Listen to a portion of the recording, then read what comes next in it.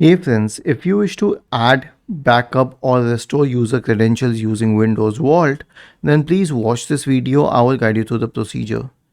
Search for Credential Manager in the Windows search bar and open the Credential Manager. Now, web credentials are stored through the browser directly. You cannot do anything about it. But as for Windows credentials, you can modify a lot. Okay, so a lot of Windows credentials are shown here. To add a Windows credential, you can click on this option. You can, let's say, add the network address. Let us say that the address is facebook.com, and then you can add the what do we say, username and password for that. And other than this, you can also add certificate based credentials, okay, for websites which need certificates. For example, if it's facebook.com, obviously it will have certificates. You can select its certificate, and you will obviously need to enter the pin of your system. And other than this, you can also add generic credentials.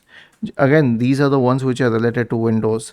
So you can add an internet and network access and add the generic credentials here.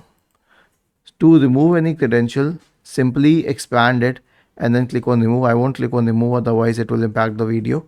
But all you need to do is click on remove. Was this helpful? If yes, then please subscribe to the channel. If not, then let us know in the comment section of the video on how we could help you further. Thank you for watching this video and have a nice day.